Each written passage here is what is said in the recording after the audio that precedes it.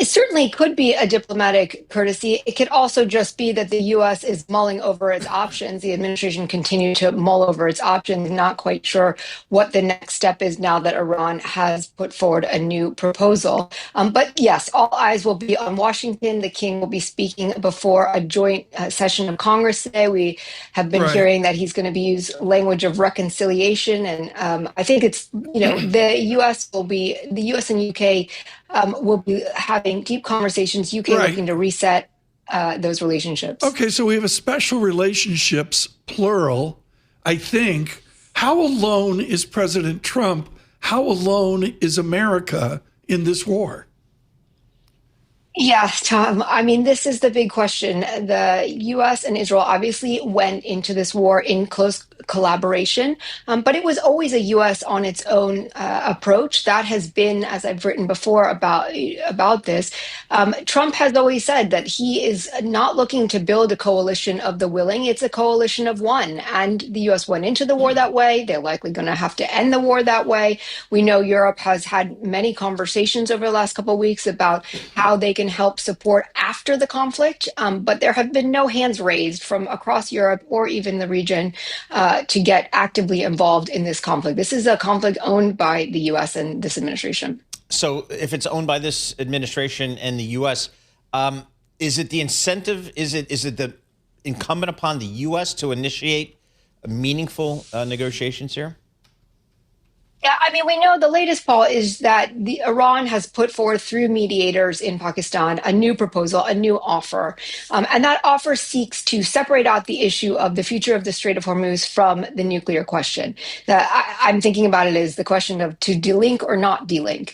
The U.S. has said that the nuclear question is the only question in town. The Strait of Hormuz is a sort of uncomfortable, very costly, very impactful side effect of this conflict. But the U.S. never went into the war even obviously thinking about the Strait of Hormuz. That's in fact why we're in this situation. So the U.S. administration will be looking not to delink these two questions. That doesn't mean that we're not going to see some progress because this war is costly.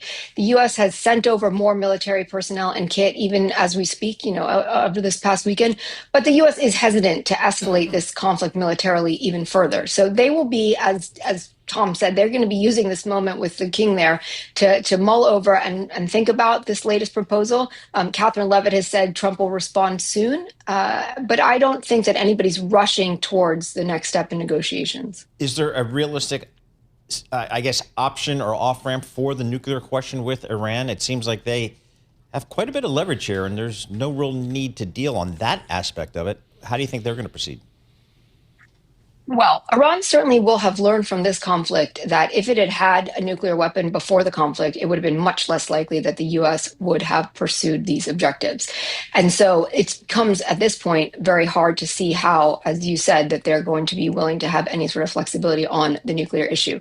That being said, there are some sort of gestural points that Iran could offer up as part of a more straight-only deal, including further monitoring of its nuclear capabilities by international monitors. It could offer up some sort of brief pause in nuclear enrichment promises, but we're not going to see them. They have shown time and time again that they're not willing to take nuclear enrichment off the table or even offer up what Trump calls the nuclear dust. Lindsay, an irresponsible question, but I think it has to be asked almost in harm's way. If we initiate a new military thrust, do you suggest we will go after the leadership of the various sets of leaders of Iran? That has always been more of the remit for Israel and Israeli forces. So it could be the case that the U.S. enables Israel to sort of pursue another thrust. But the U.S., there's been a delegation of responsibilities here where Israel has been going after the personnel and the U.S. has been going after the capabilities, the naval, the military, the drone capabilities. So I wouldn't expect that really to be the case. There's a big open question about who even sits atop the Iranian regime right now. Of course, there's a new Ayatollah, but who speaks for the regime?